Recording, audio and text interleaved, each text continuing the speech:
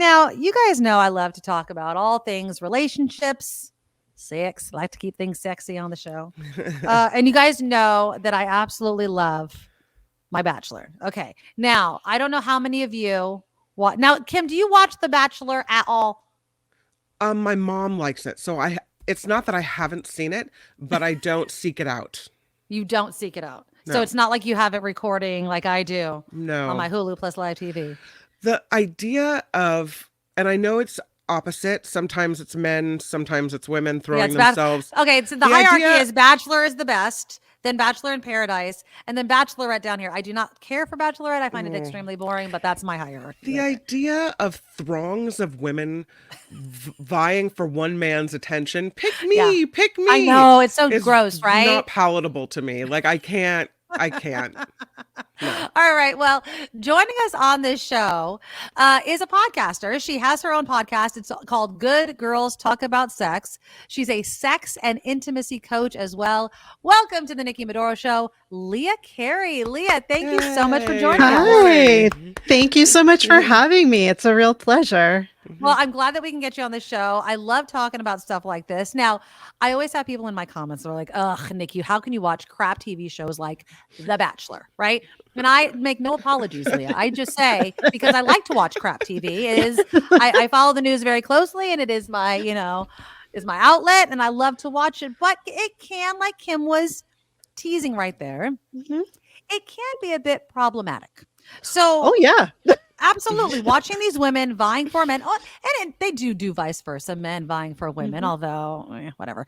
I find that show boring. I find Bachelorette boring. I do like The Bachelor. Now, everybody that knows, the Golden Bachelor started last week. Thursday was the Mhm. first day. Are you a Bachelor watcher, Leah? I watched the first episode of the first season, and I don't think I've missed an episode See, since. you're my kind of woman. So I Yeah. thank my good friend, our old colleague Karen Reed, who used to work with us at our old radio station. She turned it on to me, and I always used to say it's a crap show. I don't know why you watch that crap show, and she got me It into it is. years ago, and now I can't stop watching it. Now, Golden Bachelor though was this new iteration that they had actually been teasing before COVID. Yeah. And then COVID happened, and I think they kind of put it on hiatus for a while. So Yeah. it just started on Thursday. Did you watch the first episode? I absolutely did. And I think it's fascinating because there's so many problems with the Bachelor franchise. Like, let me not pretend that I think it's good television. It's not. Right. It's terrible. I particularly enjoy it because I love watching the very human dynamics that happen. Unscripted television, while it is heavily produced and heavily manipulated, Mm-hmm. we're still watching real people going through real-ish emotions. And so we get to see how people actually interact. And that's the part of it that I get fascinated by. But one of the many problems is that we see a very certain look. They only Mm-hmm. cast people who look a particular way. They only cast people with a very particular body. They cast people, it's just like a very particular model Mm-hmm. gets cast, and that's all we see. And so it's really fun to see a whole cast of people Mhm. who are over 60, Over yes. 60, I think. Yeah. Yeah. Yeah. And I think it's so interesting because they have been sort of promoting this idea for several years. And I think you're right. I think it got pushed off because of COVID, because clearly they had a franchise structure that worked, that they could adjust for the regular Bachelor, but Mhm. that could not have worked for a brand new show. So it Mm-mm. was a really good thing that they pushed it off. Also, people in that age category were among the most susceptible To or COVID and to everything. Yeah. COVID. But also, I keep getting confused. Is his name Gary or Jerry? Yes, it's Gary. It's what it doesn't look like. It's That's what it is. Gary, but it It's looks like Gary. Jerry. It looks Okay. like Jerry. So- Yeah, and he's a really nice. Like I don't know about Yeah. you. I was teasing this. I was in tears 5 minutes into the episode when they were doing Yes. his life story. Mhm. Spoiler alert! Spoiler alert! Spoiler alert! His wife died like within a month of retiring. It And was I so just was heartbreaking. so sad for the guy. So I could Yeah. tell Leah that unlike past bachelors, Yeah. he really wants to find somebody. Like this is Yes. going to be a real relationship, I feel like. I think so too. And not only does he really want to find somebody, he has enough life experience to know what actually works for him and what Right. doesn't. And it's not like he's going to be chasing after the shiny object because, she's the prettiest, hottest, whatever. I mean, they're all beautiful. They're all really good. They look great for their age. I am going to say that. Yes, I mean, they are still casting, conventionally attractive women. Let's Yeah. not get that although twisted. Jimmy Kimmel's mom apparently made like a cameo in this His episode. aunt Or should the aunt. be. Yeah. That She was came odd. out the only woman that did not look like the rest of them, and we're like, Yeah. oh, how different. And then we Yeah. found out it was Jimmy Kimmel's aunt. So Yeah. no. But he's not going to be sort of like taken in by the bright, shiny object. He's actually looking for a mate. And I love that for him. I love that Yeah. for all of them. Right. So now I want to kind of talk about, we could just talk about The Bachelor and the episode and everything like that. But what this kind of relates to the rest of society as we watch something. So people often say, the things that we like, they're a mirror, right? Like what we watch on TV, we kind of see happening in our real life. But when it comes to these sorts of relationships and kind of the going after somebody and having all of these options, I constantly think of something like dating apps, right? It's I'm dating all of these women. You're not actually in a relationship with all of these women. You're on TV with all of these women. Apps like Tinder, I feel like it's a Cheesecake Factory menu. You keep looking and looking and looking, and that looks good and that looks good. How do you ever make a choice? And is it healthy for relationships to be portrayed this way? Gosh, that's a big question. Yeah. And a good one. I mean, are most of us ever going to be in a position where we are literally faced with a room of 25 people, any of whom we could go out on a date with? No. No. Like That that's really want to date us absurd. and only us. Like, Yeah, I right. came here for you. I'm like, okay, that's great. That's a lot of pressure, though.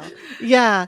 But you're right. It does sort of have that feeling of the app where, well, I didn't like that, that one looked at me crosswise and that one snores and that one, whatever.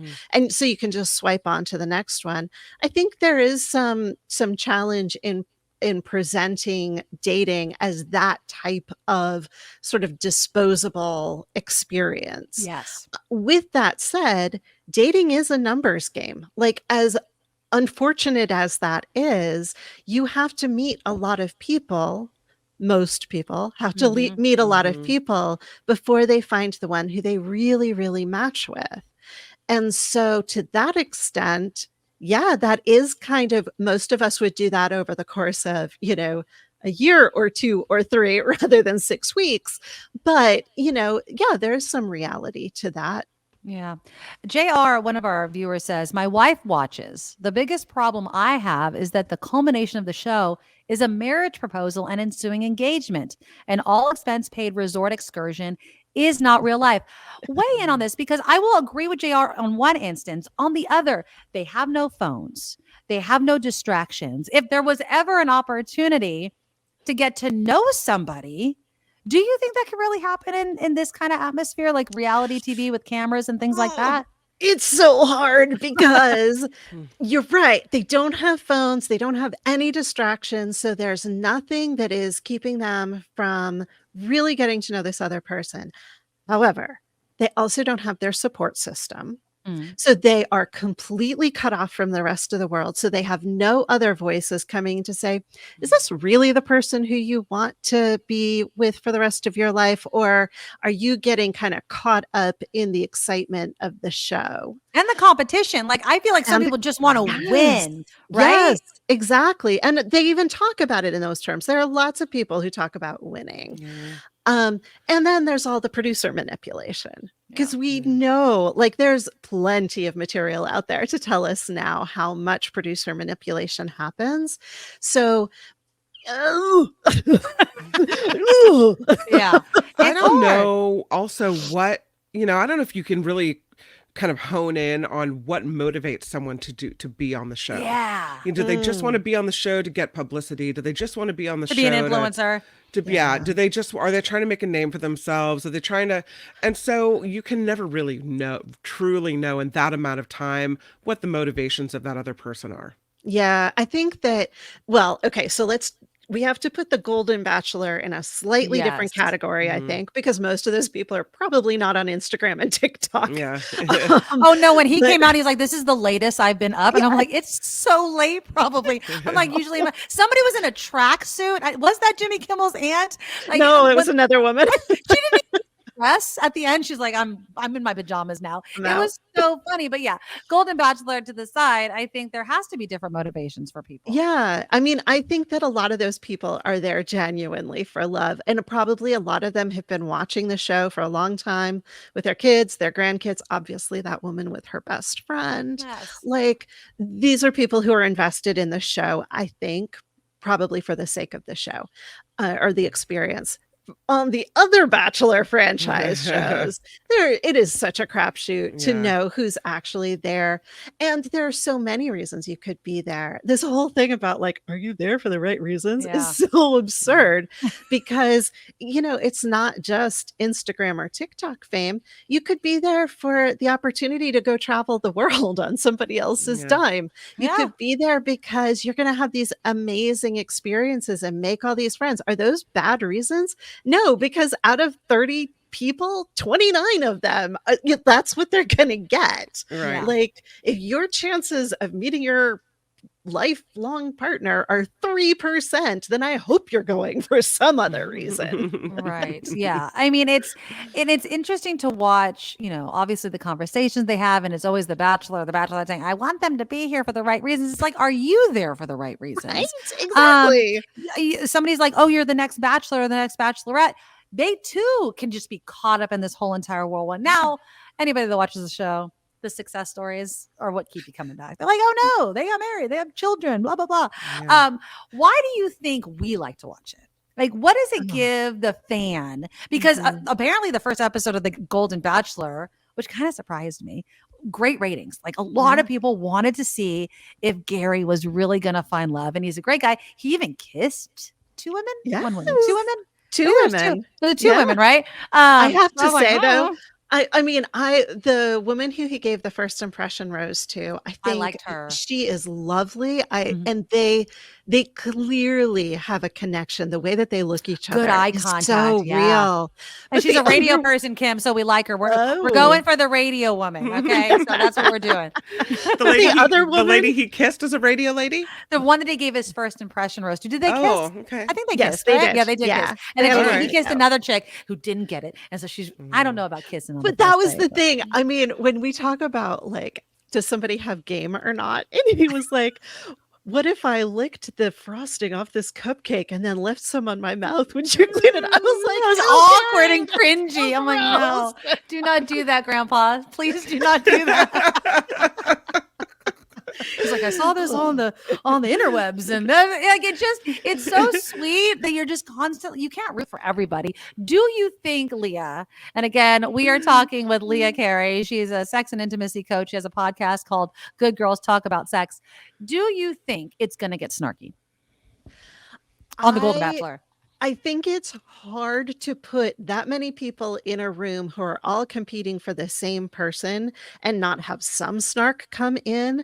But I Right. also think that a lot of the friction that we see in a regular season is drummed up through producer manipulation. Right, and editing and things like that. And editing, absolutely. And so I hope that there will be a lot less of it. I just don't think it's necessary. Maybe it's I have my doubts about whether it's necessary in a real season the way that we see it. But I don't think with this new show, because it is kind of bright and shiny and they're selling it to us as this really sweet Right. show, I really hope it stays that way.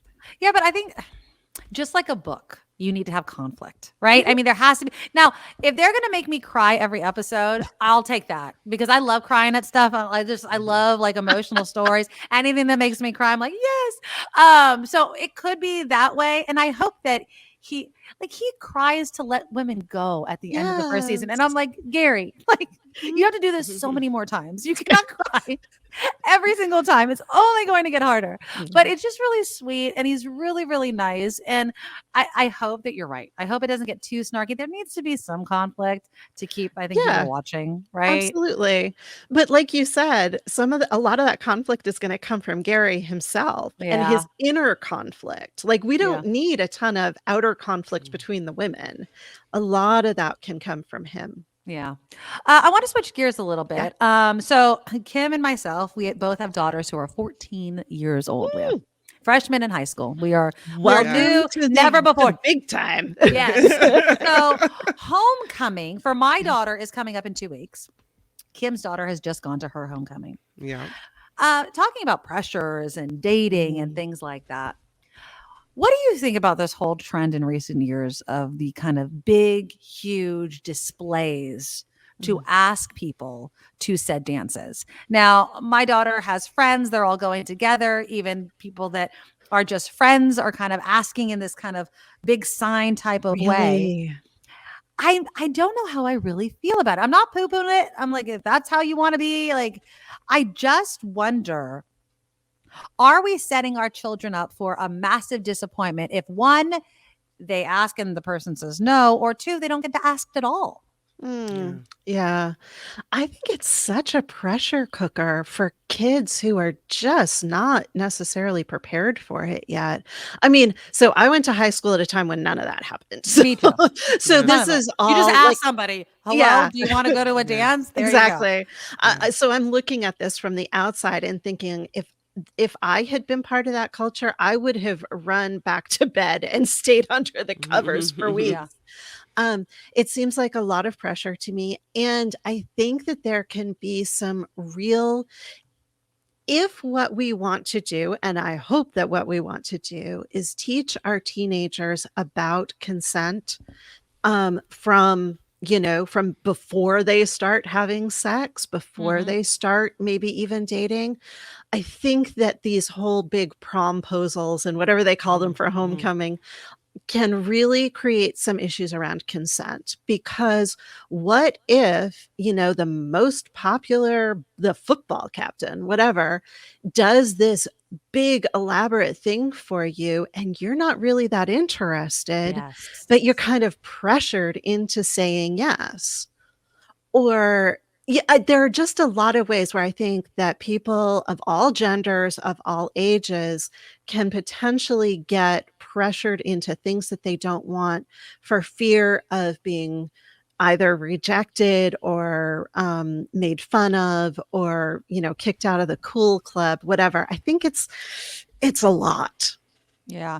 And I wonder, as you bring up consent, if there's a pressure to maybe date the person or go farther sexually with a person after the dance or whatever, because they had this huge kind of ask in front of everybody. And I can imagine doing a huge ask and the person saying no on the other hand. Now, did Julia's friends, did anyone get any gigantic kind of display?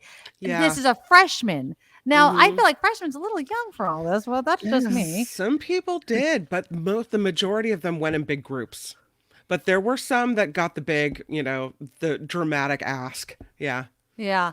Okay. Who pays for the tickets if somebody asks somebody else to the dance? This is a question that's been mulling around because I don't know how much your HOCO tickets were, Kim, at your school. Ours are like $25, $30. Some of them were like $50 if they're at a Wow. location. Yeah. My friend's daughter, it was $50 per ticket. And I'm like, well, if the person asks and they go to the same school, they should get both tickets. If you're going to a different school, the person whose school it is should pay for the tickets. And then is it a boy, girl, gender thing? Like who should be paying? Do you go out to dinner and all those sorts of things? I mean, have times changed for the kids these days when it comes to stuff like that? That's my question. So I'm not really up on how teenagers deal with finances. So let me just say that from the Parents are paying for it, from the basically. I jump. know that. Yeah. Right, that too, yeah.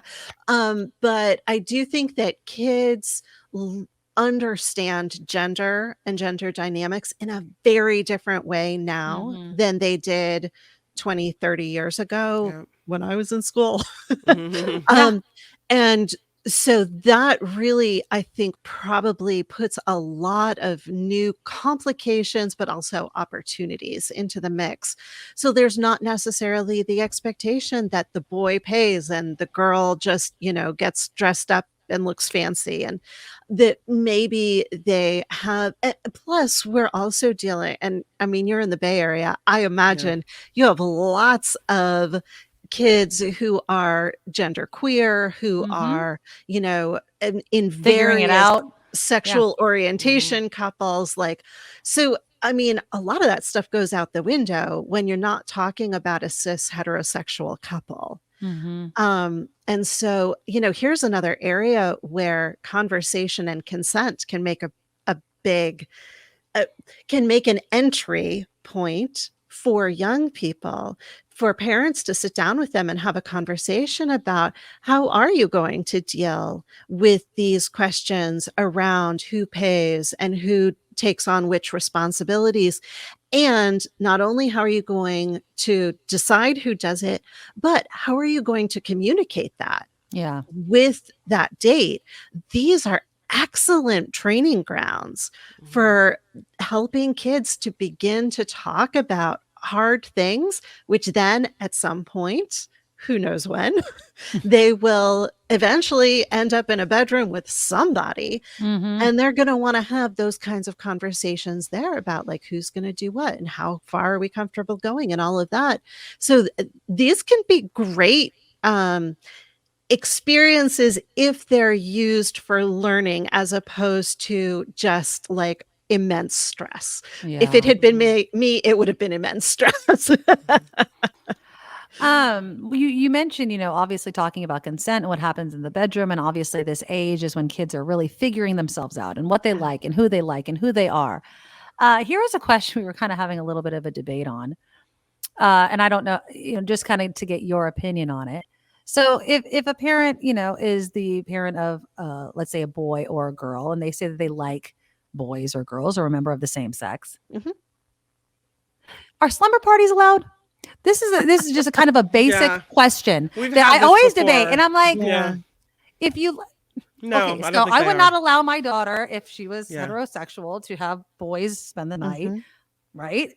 Mhm. Now, what if it's the opposite way? How do parents navigate this? Because honestly, we're just at the beginning of it, Kim and I don't know how I'm going to tackle these issues as Well, they I get think older. it has a lot to do with what your underlying boundaries are. Hmm. So, is your boundary for not having the heterosexual couple overnight because you don't want there to be the Yes. opportunity for pregnancy? Or is Oh, it that you don't interesting. want there to be the opportunity for sexual play?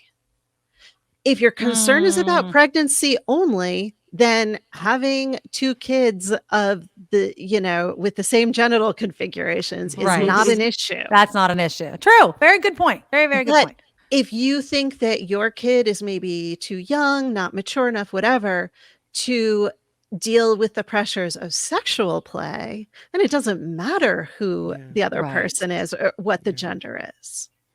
Do you Also, think that parents should allow sexual play under their roof? Like, that's a question. Like, That's a big question.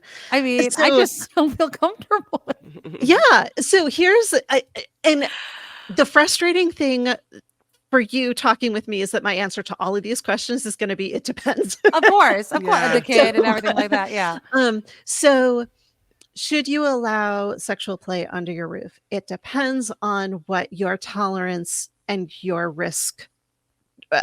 risk tolerance is. Right. If you think that your child is going to be having sexual play with somebody regardless of what you do or what you say or what boundaries you put in place, because teenagers are crafty, Mm, then you might want to allow them to do it under your roof so that you at least know that they're in a safe place where you can kind of keep an eye on them and sort of be part of the conversation. If you think I just like, that is not something that I want any part of. I'm completely uncomfortable with it. Then no, don't do it. Like, you are Yeah. not under any obligation to do that. I don't. Hmm. Yeah, I think the latter. At least right now, I don't know. I'm just Well, I like, think that's fair. yeah, I don't Yeah. know.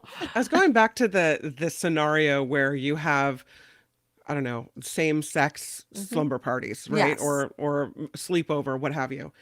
And my mind goes to trust. Like if my daughter says, I'm having a girlfriend over to spend the night and we're just friends. Mhm. Well, I mean, Right. I would assume that they're just friends anyway, but she hasn't come out to me yet, but or ever. But if she says we're just friends, then I'm going to believe that, Mhm. Right. right? So then why wouldn't I allow that? If she says But what if this is she's my, already come out? What if if she's, that's my question. and Like does if she they, is she has she come out and has she said this is just a friend, or has she come out and said this is someone I'm interested in? right. What if it Mm. is something that they're Yeah. interested in? That's my question. Like if it is like this is my friend that I might be interested in. Then maybe I Yeah. might not think it's appropriate.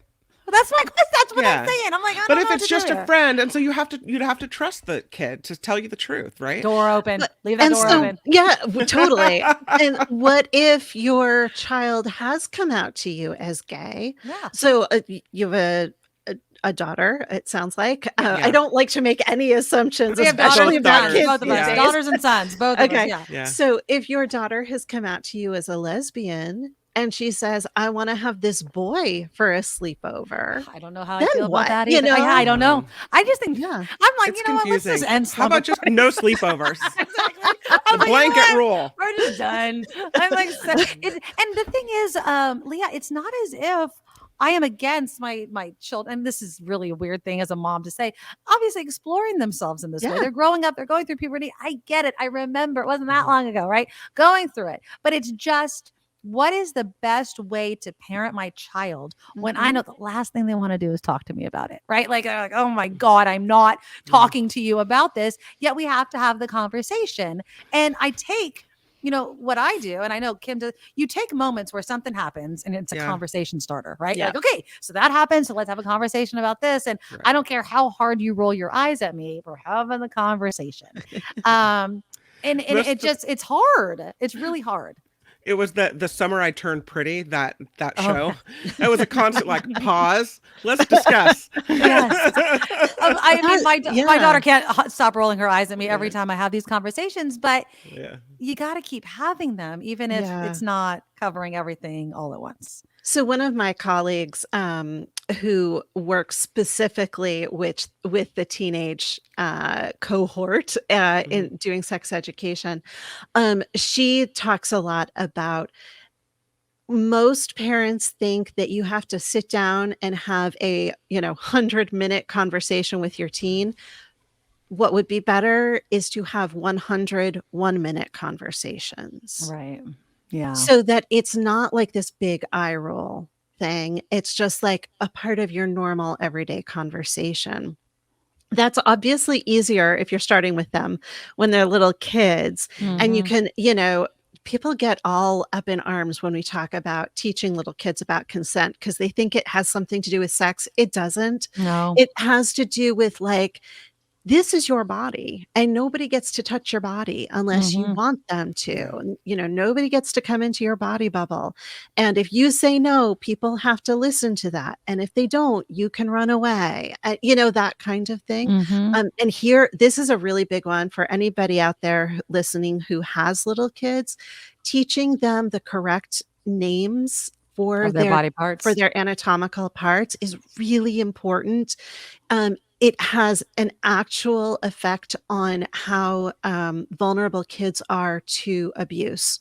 Um, for this is I'm going to give just a moment of a trigger warning. I'm not a big trigger warning fan, but Yeah. I feel Yeah. like this is important.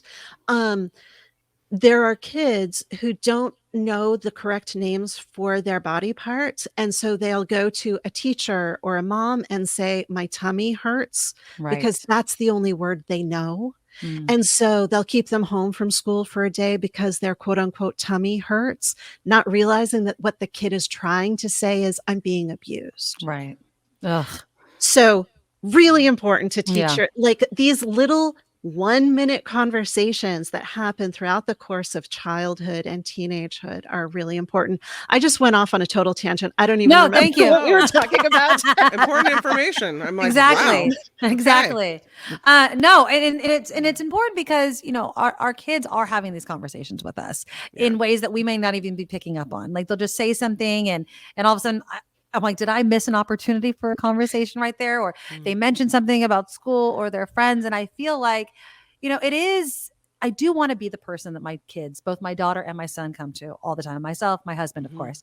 But if I'm not, like Kim just wrote into the comments, maybe have your daughters talk to a good friend of yours instead of you. Maybe they'll feel more comfortable. I don't know why when I read that, it hurts my heart.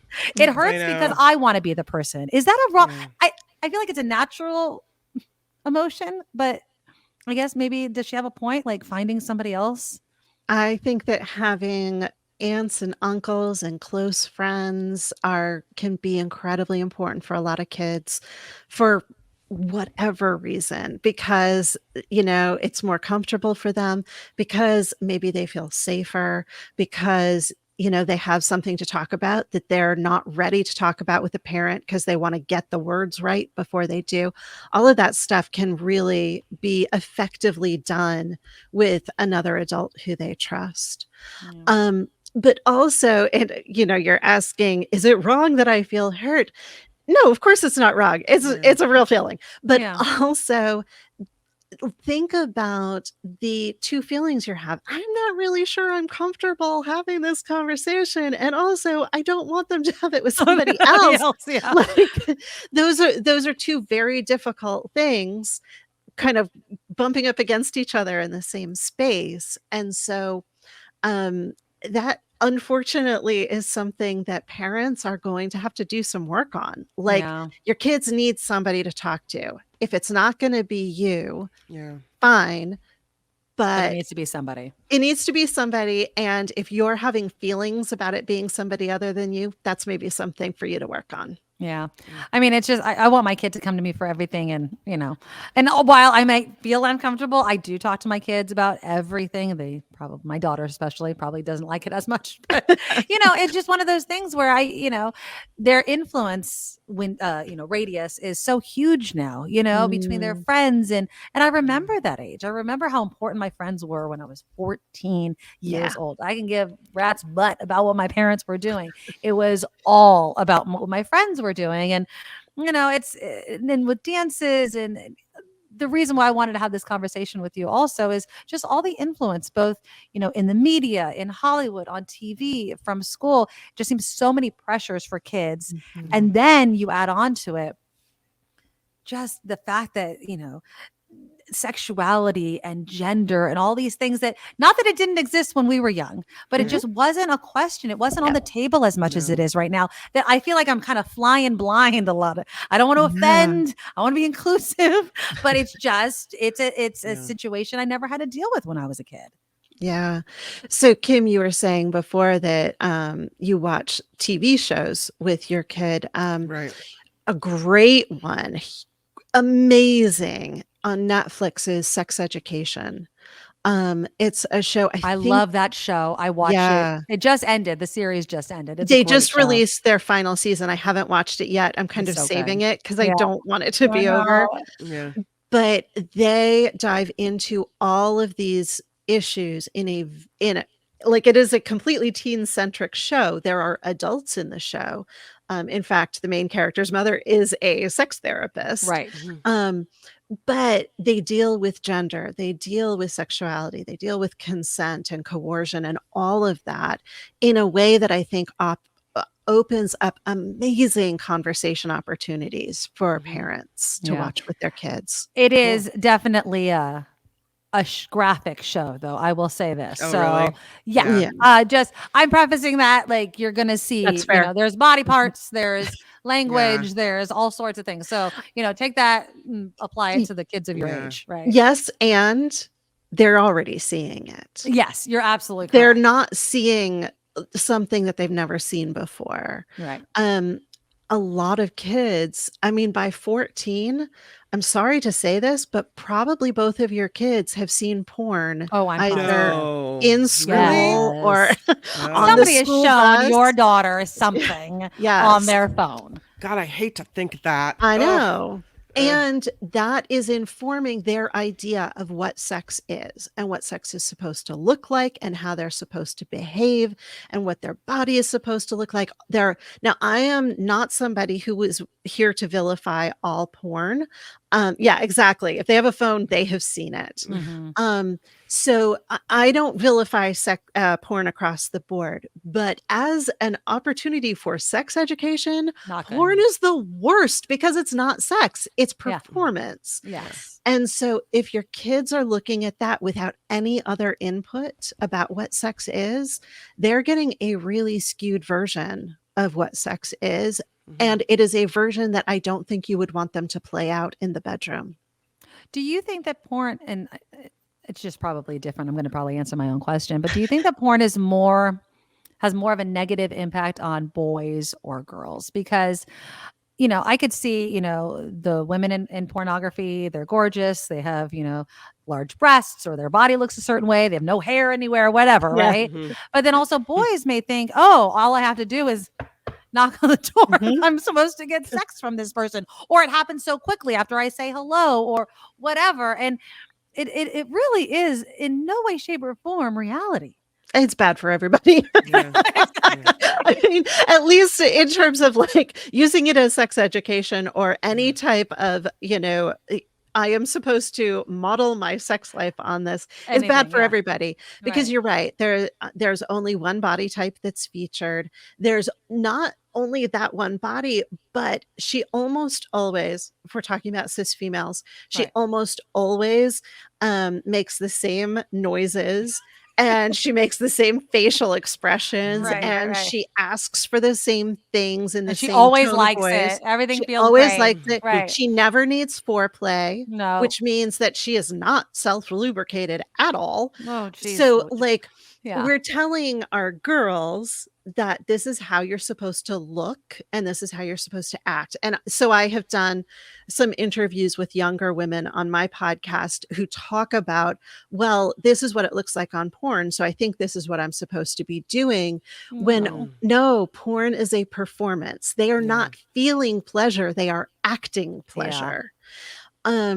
Which is totally different. You cannot feel pleasure and act pleasure at the same time. Mm. So if you're thinking about how you look and how you sound and how you're moving and how you're groaning, you're not actually Feeling in the it. sexual Right. experience. Yeah.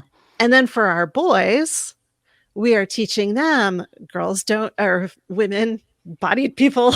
I'm sorry, it gets so complicated I when know. you try to be inclusive Trying all to be the time. inclusive. I get it. But people with vaginas don't need foreplay because they're just ready to go all the time, which is yeah. just not true. Mhm. That is not how the female turn on cycle works. And a lot of porn these days involves choking to the degree that our teenagers think that choking or breath play is just in the course of quote unquote normal sexual play. Now, I'm not going to tell you that you shouldn't ever do it, but it is one of the most dangerous Ugh. sexual acts there is.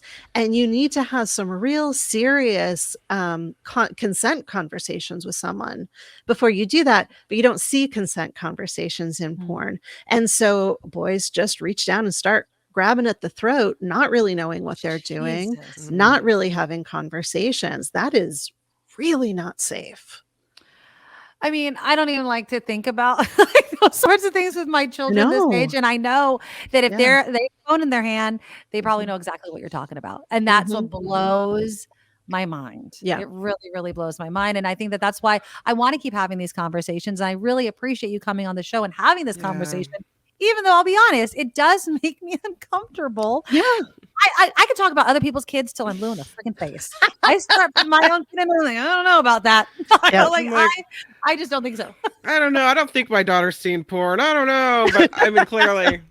Yeah. Now, Yeah. I'm not like him. I'm not saying that I know that my kids have, Yeah. but I know my kids have. Like they have a Yeah. phone, they have a computer, they have friends that have phones. Exactly. Like Even if they haven't gone looking for it themselves, their friends have shown it to them. exactly. So, and I don't, and again, even if I was confronted with the reality of my kid looking at something like that, the conversation wouldn't be like, "Oh my God, how could you?" It would be like, "Okay, just what you were talking about, Leah. Like this isn't real life. Yeah. This is porn. There's a difference between and Mhm. having the conversation and spurring the conversation about reality there. And so, What's interesting though is ugh, I know we're wrapping it up, but I was just reading this whole article about AI girlfriends and oh how my more God. Oh my men God.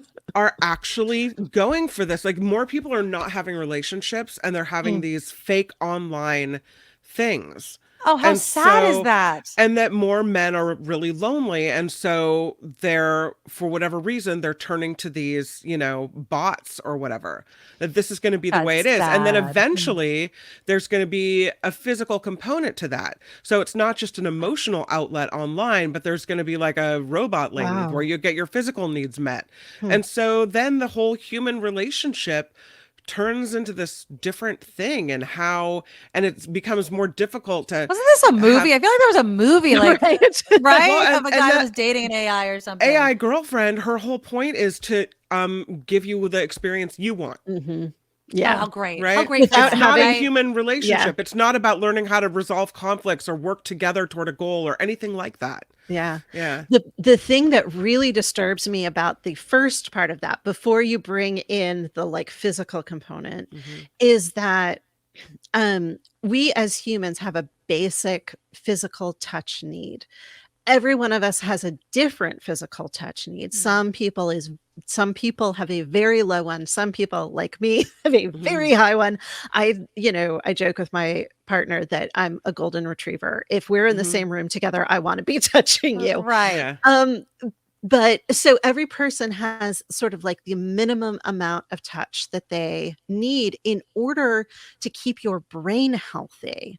Mm. Because when you experience skin to skin touch, it actually produces positive chemicals in your brain that help to keep your various brain pathways kind of cleared and tuned up.